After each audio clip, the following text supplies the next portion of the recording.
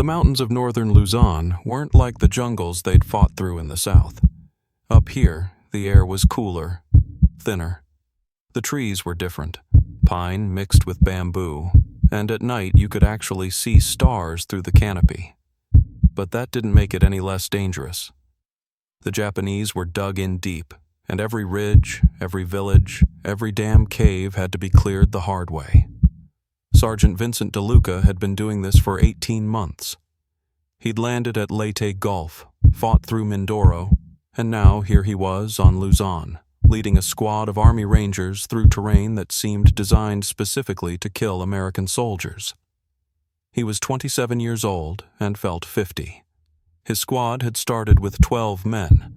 Now, there were 5. "Sarge, you seeing this?" Private First Class Bobby Chen was crouched at the edge of the trail, pointing downslope toward a cluster of wooden structures barely visible through the morning mist. Vinny moved up beside him, bringing his field glasses to his eyes. The village looked abandoned. No smoke from cooking fires, no people moving between the houses, no livestock. Just empty structures and an eerie stillness that made the hair on his neck stand up. "Could be booby-trapped," Corporal Marcus Washington suggested, coming up on Vinny's other side. "Japs might have cleared it out, left us some presents. Or they could be waiting inside," added Private Daniel O'Brien, the youngest member of their squad. The kid was 19 and had been with them for exactly 2 weeks. He still jumped at shadows, but hell, they all had it first. Vinny lowered the glasses. Their orders were clear. Clear every village, every structure, every cave. Make sure no Japanese holdouts remained. General MacArthur wanted Luzon secured, and that meant going through these mountains village by village. "All right, standard entry protocol," Vinny ordered. "Bobby, you and Mark take the left flank. O'Brien, you're with me on the right. Henderson." He glanced at their 5th man, Private Lawrence Henderson, a quiet farm boy from Iowa who never seemed to get rattled by anything. "You cover our 6. Anything moves that ain't us, you light it up." "Got it, Sarge." They moved down the slope in tactical formation, weapons up, eyes scanning constantly. The village was maybe 20 structures, built in the traditional Filipino style. Bamboo walls, thatched roofs, raised on stilts to keep the floors dry during the rainy season. Everything was silent except for the wind moving through the bamboo groves and their own footsteps on the muddy ground. The first house they checked was empty. So was the second. And the third. By the time they'd cleared half the village, a pattern had emerged. These people hadn't evacuated normally. Food was still on tables, rotting. Personal belongings were scattered on the floor. Doors hung open. It looked less like an evacuation and more like people had run away in a panic, grabbing nothing, just fleeing into the jungle. "Sarge, over here." Bobby's voice was tight. Vinny found him standing in what looked like the village meeting house, the largest structure in the settlement. Bobby was staring at the far wall, and when Vinny followed his gaze, his stomach turned. Scratches. Deep gouges in the wooden wall, running floor to ceiling. Not random, deliberate, like someone or something had been trying to claw its way through. And there was blood. Dark, dried, but definitely blood, spattered across the scratches and pooling on the bamboo floor below. What the hell happened here? Marcus had joined them, his Thompson submachine gun held at the ready. "Nothing good," Vinny muttered. He keyed his radio. "Captain Brennan, this is DeLuca. Village is clear of hostiles, but... Sir, you need to see this." Captain Harold Brennan arrived an hour later with the rest of the company. He walked through the village with the same grim expression Vinny imagined he himself had been wearing. When he saw the meeting house, he stood there for a long minute just staring at those scratches. "Any bodies?" Brennan finally asked. "No, sir, not one. No blood trails leading out either, except..." Bobby gestured toward the jungle at the village's western edge. "Except there." Something was dragged that way. Multiple somethings. Brennan was quiet for another long moment, then, Set up a perimeter. We're staying here tonight. I want doubled watches, overlapping fields of fire. Nobody goes anywhere alone, not even to take a piss. Understood? Sir, Vinny said carefully. With respect, this place gives me the creeps. Wouldn't we be better off making camp somewhere else? The nearest suitable location is 5 miles north, and it'll be dark in 3 hours, Brennan replied.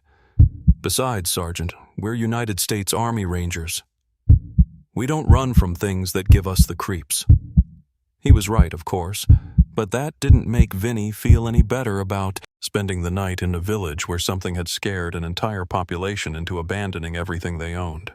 They set up camp using the village structures, which at least provided some shelter from the wind that had started picking up as evening approached. Vinny put Bobby and Marcus together in one house, O'Brien and Henderson in another. He took the third himself, close to the center of the village where he could respond quickly if anything happened. As darkness fell, Private Henderson came to him with an old man in tow. The man looked Filipino, maybe 60 years old, wearing simple farmer's clothes. He must have been hiding somewhere in the jungle and finally worked up the courage to approach them. Sarge, this is... Sir, what's your name again? Father Ignacio, the old man said in surprisingly good English. I am the priest of this village. Or I was before. Before what? Vinny asked, gesturing for the man to sit. What happened here, Father? Father Ignacio sat heavily, looking suddenly much older than 60. They came 3 nights ago. The aswang. We thought they were just stories, old superstitions our grandmothers told to frighten children. But they were real. They are real. Aswang? Vinny had heard that word before, from one of the Filipino scouts who'd worked with them on Mindoro. Some kind of monster from local folklore. Father, with respect, we're looking for Japanese soldiers, not ghost stories. This is not a ghost story, my son. Father Ignacio's voice was firm. I have been a priest for 40 years. I have studied in Manila, even spent 2 years in Spain. I am an educated man. I know the difference between superstition and reality. What came to this village was real. As real as you and I sitting here now. Something in the old priest's eyes made Vinny reconsider his dismissal. This was a man who'd seen something that had shaken him to his core. Tell me, Vinny said quietly. Father Ignacio took a breath. In our folklore, the aswang are shapeshifters. During the day they appear human, beautiful women sometimes, respected members of the community. But at night, they transform. They become creatures with leathery wings, with claws, with a long tongue that can reach through the cracks in a house to drink the blood of sleeping children. They prefer the young, the innocent. But when they are hungry enough, they will take anyone. You're saying vampires, Bobby said, having appeared in the doorway. Filipino vampires. The blood drinking is only part of it, Father Ignacio continued. They also eat the dead. They dig up fresh graves. They can smell death from miles away. And when there is war, when there are many bodies... He gestured around them at the empty village, at the jungle beyond where battles had raged for weeks. They gather. They grow bold. What happened 3 nights ago? Vinny asked. Maria Santos, one of our villagers. She had been acting strange for weeks, sleeping during the day, disappearing at night. We thought perhaps she was meeting a lover, though her husband had died fighting the Japanese. Then 3 nights ago, young Juan Carlos, he was only 7 years old, his mother heard sounds from his room, scratching, clicking. She went to check on him and found... Father Ignacio's voice broke. She found Maria. But Maria was no longer Maria. She was something else, something with claws and teeth and eyes that glowed in the dark. "Jesus," Marcus breathed. The mother screamed. We all came running. Maria fled through the window, but we had seen her. We knew what she was. That night they all came. Not just Maria. There were others, 3, maybe 4 of them. They attacked the houses, trying to get in, scratching at the walls, at the doors. We fought them off with fire, with crosses, with prayers. But when dawn came and they retreated, 7 of our people were gone. 7, including Juan Carlos. "And you?" Vinny asked. "Why didn't you run with everyone else?" "I stayed to tell whoever came after. To warn them." Father Ignacio reached into his shirt and pulled out a silver cross on a chain. "I am a priest. I am protected by God. But you are not. You must leave this place before nightfall." "Father, it's already nightfall," Bobby pointed out. As if to punctuate his words, a sound drifted through the darkness from somewhere in the jungle. A clicking sound, rapid, rhythmic, like fingernails being tapped against wood. Tap, tap, tap, tap, tap. Then silence. Then again, from a different direction. Tap, tap, tap, tap, tap. Every man in that room had his weapon up in an instant. "They're coming," Father Ignacio whispered. "God have mercy on us all. They're coming." Captain Brennan was at Vinny's door 30 seconds after the clicking started. "Report, Sergeant." "Unknown contact, sir. Multiple positions around the perimeter. The local priest says—" "I don't care what the local priest says," Brennan cut him off. "I care about what's making that sound. Could be Japanese trying to spook us, could be locals, could be animals. Whatever it is, we treat it as hostile. Get your squad to defensive positions. Overlapping fields of fire.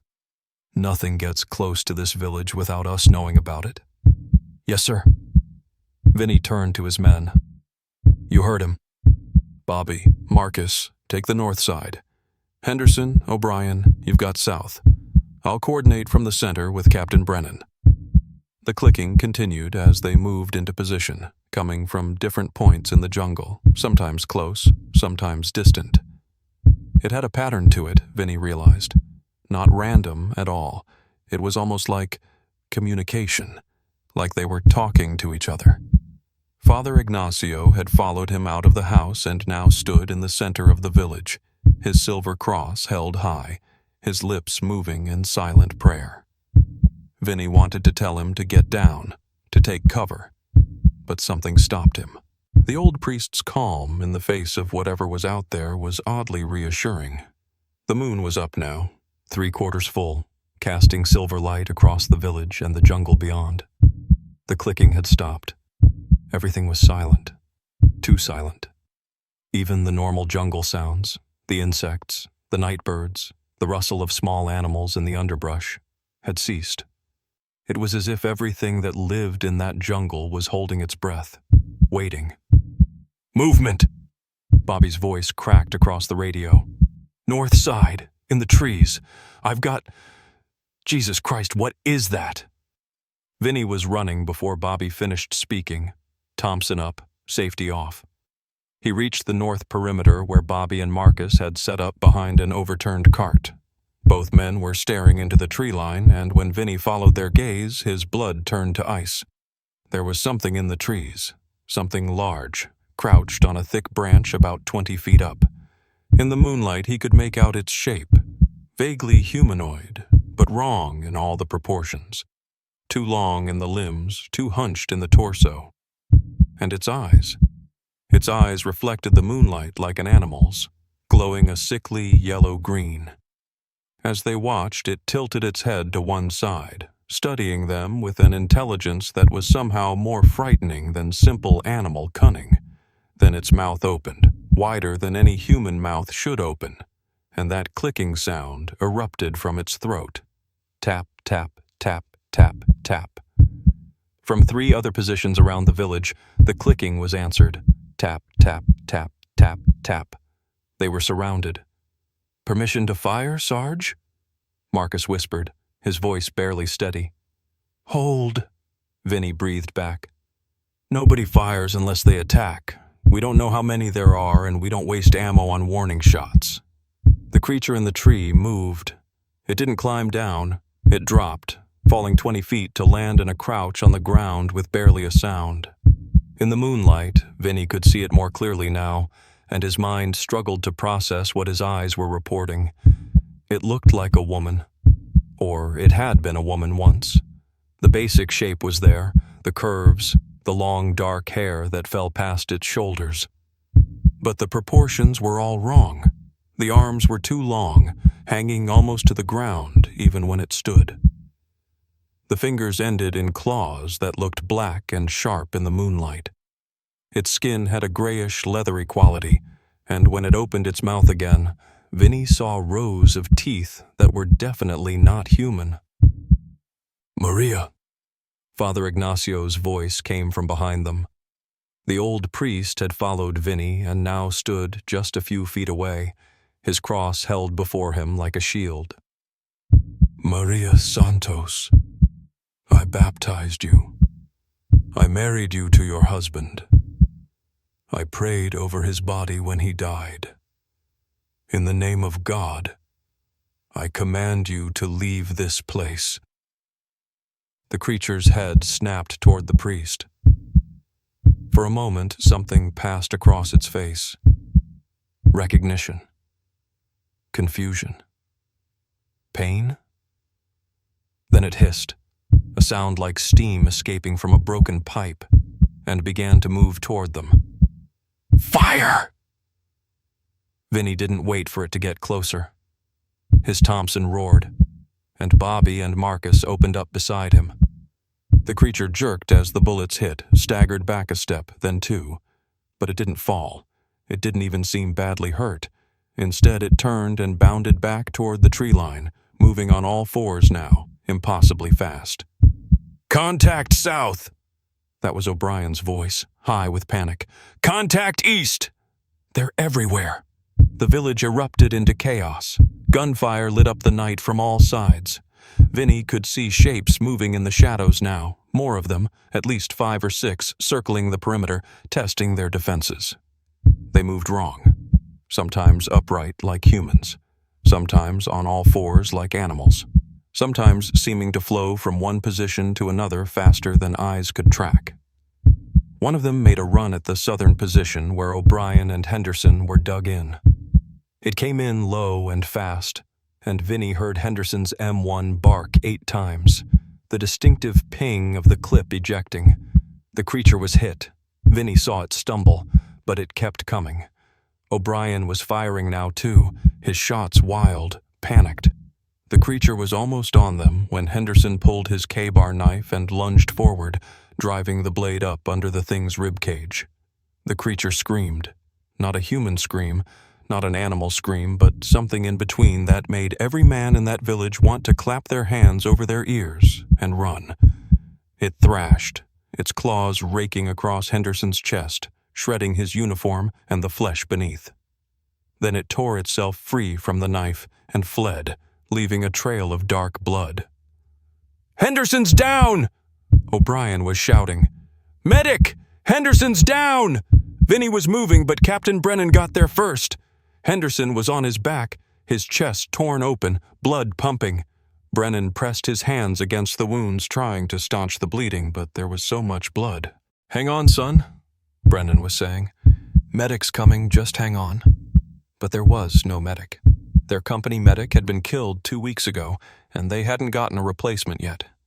All they had was field dressing and morphine, and neither was going to be enough for wounds this deep. Henderson looked up at Vinny with wide, terrified eyes. Sarge, I can't feel my legs." "You're gonna be fine, Henderson." The lie tasted like ash in Vinny's mouth. "You're gonna be just fine." Henderson died 90 seconds later, drowning in his own blood while they held him and told him comforting lies. He was 20 years old. The attack broke off after that. The creatures retreated into the jungle, and the clicking faded into the distance. But Vinny knew they hadn't gone far. They were out there, watching, waiting. Maybe for dawn to come so they could retreat to wherever they hid during the day. Maybe for the Americans to let their guard down. Father Ignacio helped them wrap Henderson's body in a shelter half. "I'm sorry," the old priest said quietly. "I tried to warn you. The aswang are drawn to blood, to death. Your friend's wounds. They will smell it. They will come back. Let them come," Captain Brennan said coldly. "We're ready for them now." But Vinny wasn't so sure. They'd expended a lot of ammunition in that fight, and the creatures had barely been slowed down. Regular bullets weren't enough. Henderson had managed to hurt one with a knife, but at the cost of his own life. How were they supposed to fight things that could take multiple rifle shots and keep moving? "Father," Vinny said, an idea forming. "You said crosses work against them. Holy water. Fire. What else?" "In the old stories, silver," Father Ignacio replied. "And the heart must be destroyed, burned or pierced with blessed weapons, and they cannot cross certain barriers. Salt, ash from blessed fires, running water." Running water. Vinny's mind was racing. He pulled out his map, studying it by flashlight. There was a stream, maybe half a mile north of the village. Deep enough, fast enough. If they could make it there before dawn, they could use the water as a barrier. "Captain," Vinny said, "I recommend we evacuate to the stream marked here. Use it as a defensive position until we can get air support or reinforcements at first light." Brennan studied the map, then looked around at the village, at Henderson's wrapped body, at his exhausted, terrified men. "All right. We move in 10 minutes. Light load, weapons and ammunition only. Leave everything else." They were packed and ready in 8 minutes. But as they prepared to move out, Father Ignacio approached Vinny with something in his hands, his silver cross on its chain. "Take this," the priest said, pressing it into Vinny's palm. "I am an old man. I have lived my life. But you have men depending on you. This will protect you." "Father, I can't." "You must." Father Ignacio closed Vinny's fingers around the cross. "And Sergeant, when you kill them, make sure you destroy the hearts. Burn them if you can. Otherwise, they will rise again when the next moon is full." They moved out in a tight tactical column, Captain Brennan on point, Vinny bringing up the rear. The jungle pressed in close around them, and every shadow seemed to hide something with glowing eyes and clicking teeth. The moon was setting now, making the darkness even deeper. They were halfway to the stream when O'Brien, walking just ahead of Vinny, suddenly stopped.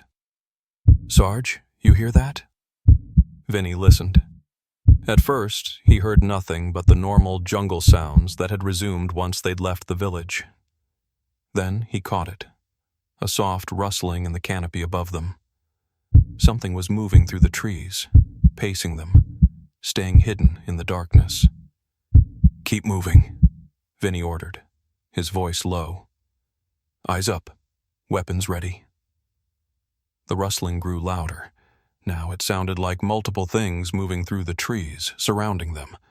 Vinny could see the others had noticed it too.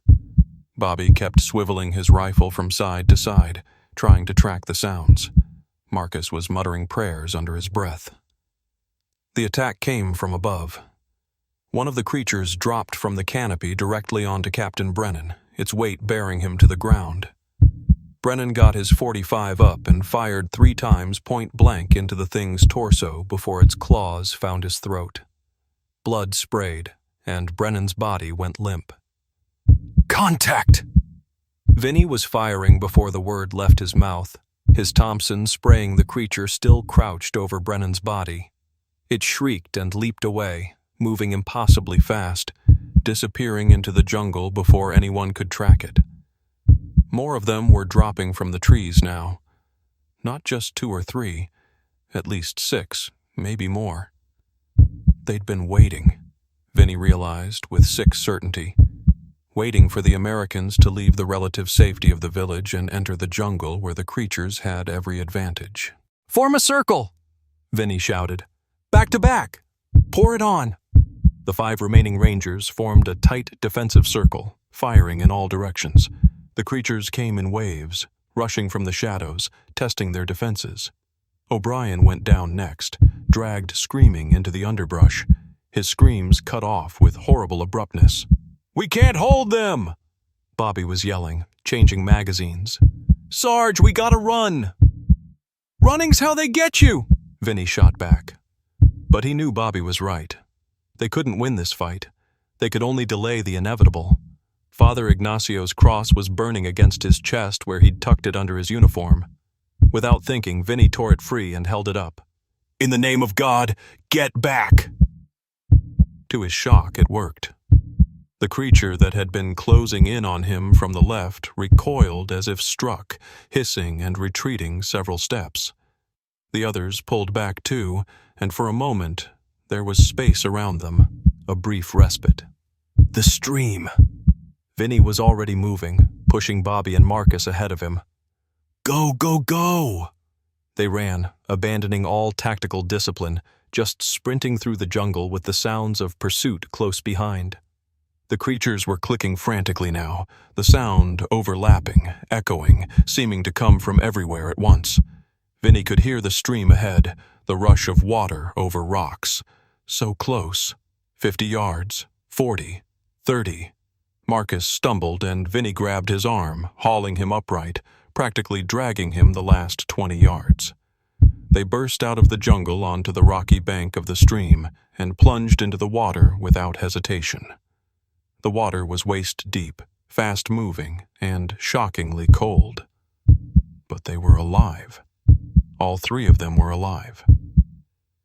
They waded to the center of the stream and turned back toward the bank, weapons raised. The creatures stood at the water's edge. 7 of them now, clearly visible in the pre-dawn light that was just beginning to creep over the eastern horizon. They paced back and forth, clicking at each other, occasionally testing the water with a clawed hand before jerking back as if burned. "They can't cross," Bobby breathed. Father Ignacio was right. They can't cross running water. As dawn broke fully, the creatures began to retreat, moving back into the jungle, their clicking fading into the distance. Within minutes they were gone, as if they'd never been there at all. The 3 rangers stood in that stream until full daylight, until they were sure the creatures weren't coming back. Then they made their way downstream to where they knew there was a road, and eventually flagged down an American patrol. Of the 20 men who'd entered that village, only 3 walked out. The debriefing took place 3 days later at a forward base 20 miles south of San Rafael.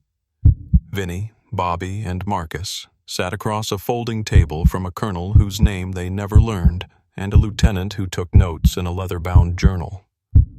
"Let me make sure I understand this correctly," the colonel said, his voice carefully neutral. "You're telling me that your company was wiped out by... what did you call them again?" "Aswang, sir," Vinny replied.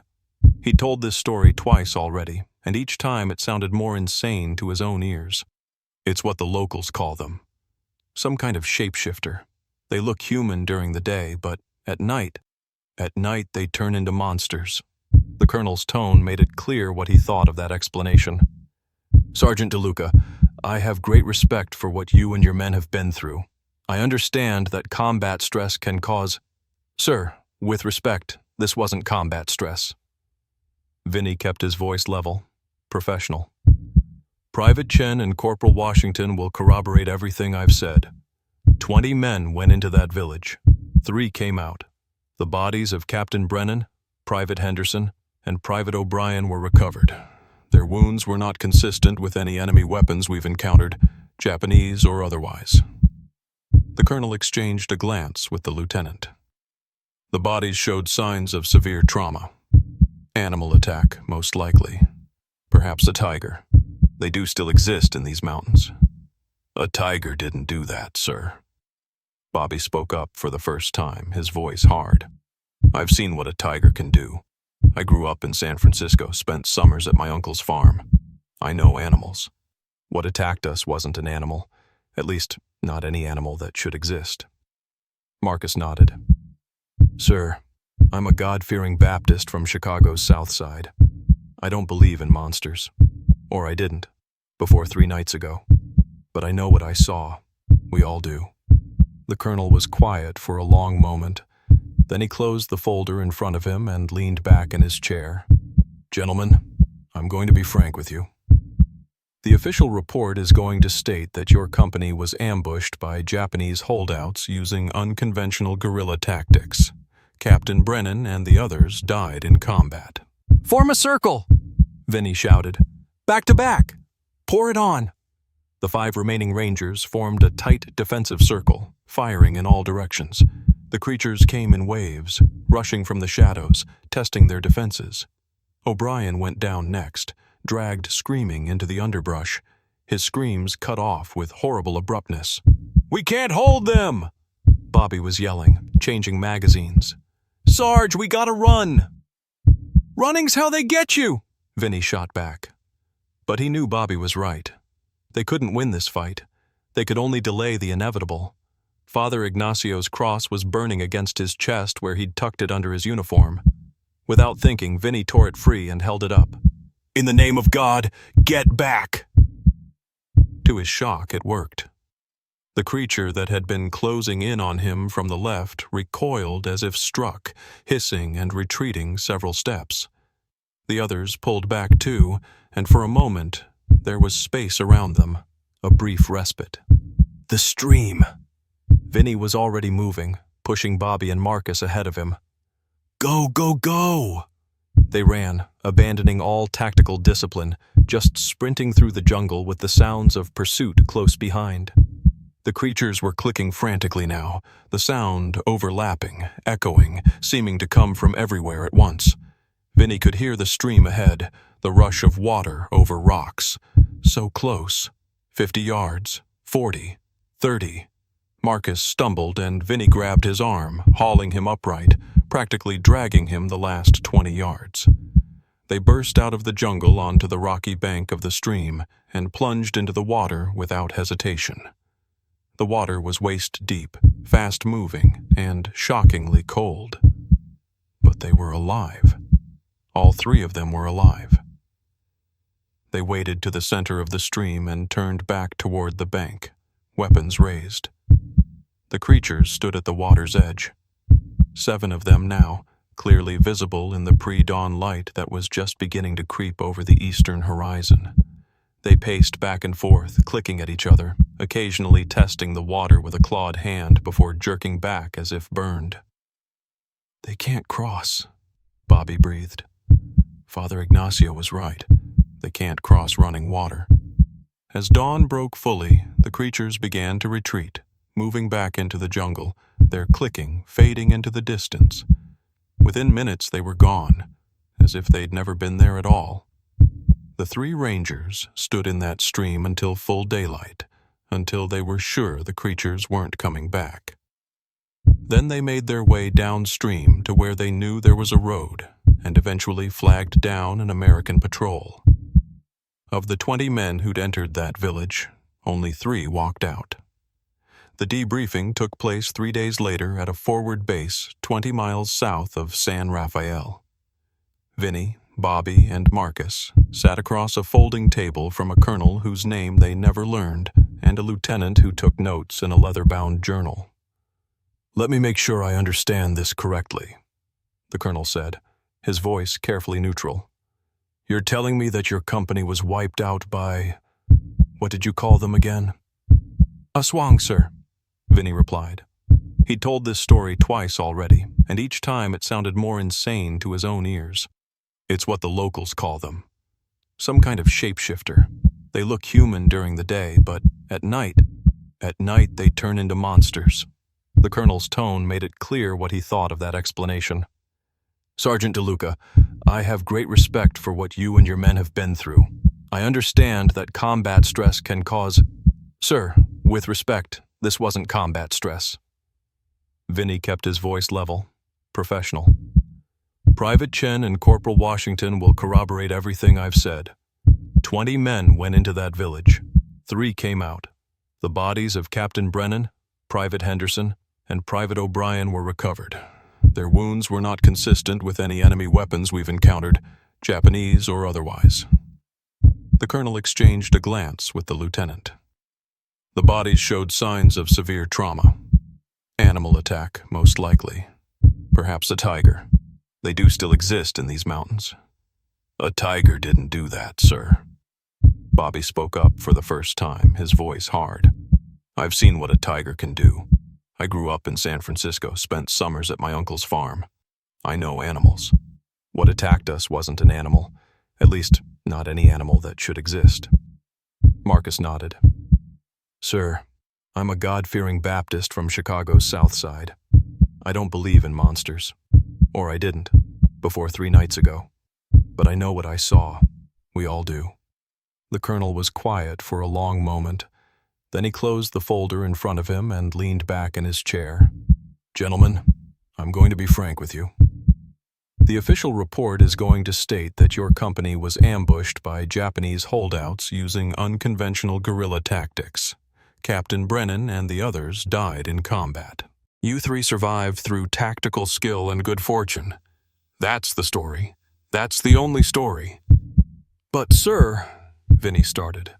That's the only story, the colonel repeated, his tone brooking no argument. The United States Army does not fight monsters, Sergeant. We fight human enemies who can be located, engaged, and defeated through established military doctrine. Anything else is unproductive. Do I make myself clear? Crystal clear, sir. Vinny felt something cold settle in his chest. They weren't going to do anything. They were going to sweep this under the rug, pretend it never happened, send more men into those mountains without warning them about what was really out there. Good. You 3 are being rotated stateside for rest and recuperation. You've earned it. Dismissed. They saluted and left the tent in silence.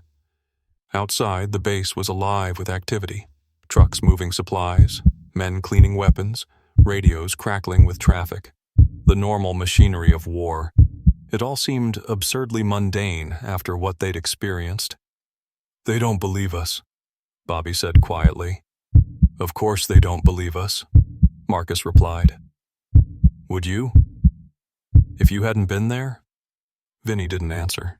He was thinking about Father Ignacio, about the old priest who'd stayed in that village to warn them, about the 7 villagers who'd been taken, about Henderson dying in the dirt while something that shouldn't exist circled them in the darkness. We should tell someone, Bobby said. The press, maybe. Or... And say what? Vinny cut him off. That we saw vampires in the Philippines? That the Filipino folklore is real? They'd lock us up in a psych ward so fast our heads would spin. The colonel made it clear. We tell the official story or we tell nothing. So we just let it go? Marcus's voice was bitter. Pretend it never happened? Let other guys walk into the same trap? No. Vinny had been thinking about this for 3 days, turning it over in his mind during the long hours when sleep wouldn't come. We can't change the official record, but we can make sure the guys on the ground know. Quietly. Word of mouth. Tell them to listen to the locals. Tell them that some of the old stories might be more than just stories. Bobby nodded slowly. And we make sure we remember. All of it. Every detail. So that if anyone ever asks, if anyone ever wants to know the truth, we can tell them. Henderson deserves that much, Marcus added quietly. They all do. Vinny was put on a transport ship bound for San Francisco 2 weeks later. The war in the Pacific would continue for another 4 months, ending with atomic fire over Hiroshima and Nagasaki. He never went back to Luzon, never saw San Rafael again, never learned what happened to Father Ignacio. but he kept his promise. Over the years, whenever he met other veterans, at VFW halls, at reunions, at chance encounters in diners and bus stations, he would quietly share the story. Most dismissed it as combat fatigue or too much rice wine, but some, a small number, would get a certain look in their eyes, a look that said they'd seen things too, things that didn't fit into the official narratives, things that couldn't be explained away by military jargon and after-action reports. He learned he wasn't alone. There were others who'd encountered strange things in those jungles. A Marine who'd seen something massive moving through the trees of Guadalcanal. A Navy pilot who'd watched his wingman's plane vanish into a cloud bank over the Coral Sea and never emerge. An Army engineer who'd found tracks in the mud of a Burmese riverbank that belonged to no animal in any textbook. The war had opened doors, Vinny came to believe. All that death, all that violence, all that blood soaked into foreign soil. It had stirred things up, awakened things that were better left sleeping. The Japanese had their stories too, he learned. Kappa in the rivers, Oni in the mountains, Yurei of the restless dead. Every culture that had seen war on its soil had legends of creatures that fed on the carnage. Maybe they were just stories. Maybe combat stress really could make trained soldiers see impossible things. Or maybe, and this was what kept Vinny awake some nights, decades after it happened, maybe the world was stranger and darker than the official histories would ever acknowledge. In 1982, 37 years after that night in San Rafael, Vincent DeLuca was contacted by a young researcher from the University of Chicago who was writing a dissertation on folklore and military history. She'd heard a rumor about rangers who'd encountered something unusual in the Philippines during the war. Would he be willing to talk about it? They met at a diner in Brooklyn, not far from where Vinny had grown up. He was 64 years old now, a retired machinist, a grandfather 3 times over. The war was ancient history to most people, but sitting across from that earnest young academic, he found the memories were as sharp as ever. He told her everything. About the village with the scratched walls, about Father Ignacio and his warnings, about the creatures that moved like humans but weren't human, about Henderson dying in the dirt and Captain Brennan's throat being torn out, about the 3 of them standing in that stream at dawn, watching the aswang retreat into the jungle. She recorded it all on a small tape recorder, taking notes in a spiral-bound notebook. When he finished, she was quiet for a long time. "Mr. DeLuca," she finally said, "I've interviewed 17 other veterans for this project. 11 of them told me stories about encounters with anomalous entities. Different creatures, different locations, but always the same pattern. Official reports that don't match what the men experienced. Orders to keep quiet. Implications of combat stress or exhaustion." "You think we're all crazy?" Vinny asked. "No. I think you all saw something real. Something that doesn't fit into the accepted paradigm, so it gets explained away, buried, forgotten." She paused. "Mr. DeLuca, what if I told you that village, San Rafael, it's still there, still inhabited?" Vinny felt something cold slide down his spine. "The people came back?" "Different people. Years later. But they have stories too, about things in the jungle, about why you don't go into the mountains after dark, about Maria Santos, who became something terrible and hasn't been seen in human form since 1945. She's still alive." The thought made Vinny's hands shake. After all this time? If the legends are true, the aswang are functionally immortal. They can be killed, but they don't age, don't die of natural causes. She leaned forward. "Mr. DeLuca, would you be willing to go back, to show me exactly where it happened?" For a moment, Vinny was tempted. The idea of going back, of proving once and for all that what they'd seen was real, had an undeniable appeal. But he thought about his wife, his children, his grandchildren. Thought about how close he'd come to not making it out of those mountains alive. "No," he said finally. "I'm done with that place. I told you my story. That's all I can give you." The researcher nodded, disappointed but understanding. They talked for another hour about Bobby Chen, who'd become a doctor in San Francisco, about Marcus Washington, who'd become a minister in Chicago, about how all three of them still had nightmares sometimes, even after all these years. As Vinny left the diner, she called after him, "Mr. DeLuca? Thank you for being willing to tell the truth, even when no one wanted to hear it." He nodded and walked out into the Brooklyn afternoon. The truth, that was all any soldier could really offer. Their truth, their experience, their witnessing of events that couldn't be properly understood by those who weren't there. The Army had wanted him to forget, to file it away under classified or combat fatigue or Japanese ambush.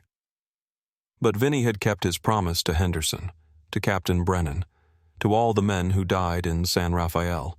He'd remembered, he'd testified, and maybe, just maybe, his story would save someone else from walking unprepared into those dark jungles where old things still hunted under the cover of night. Father Ignacio's silver cross hung on the wall of Vinny's bedroom, next to his bronze star and purple heart. He never wore it anymore. It had done its job, kept him alive when it mattered most. But he kept it polished, kept it blessed, kept it ready, just in case. Because deep down, in a place he rarely acknowledged even to himself, Vincent DeLuca knew the truth that the official histories would never admit. The world was bigger and stranger than most people could imagine. There were things in the dark places, things that had always been there, things that would always be there. And sometimes, when nations went to war, when young men with guns marched into jungles and mountains and forgotten places, they would encounter those things. And when they came back, if they came back, they would carry those encounters with them forever, branded into memory like scars that never quite healed. Vinny died in 1995, at the age of 77, surrounded by family. According to his grandson, his last words were, "Tell them about San Rafael. Tell them to listen to the locals. Tell them some of the old stories are real." The official Army records still list the death of Captain Harold Brennan and 19 other Rangers as the result of a Japanese ambush near San Rafael, Luzon, on March 17, 1945. There is no mention of aswang, no mention of creatures with glowing eyes and clicking teeth, no mention of things that should not exist, but do. But the men remember. The ones who were there, the ones who survived, the ones who know. They remember, and they tell their stories to anyone willing to listen. Because that's what witnesses do. That's what soldiers do. They bear testimony to what they've seen.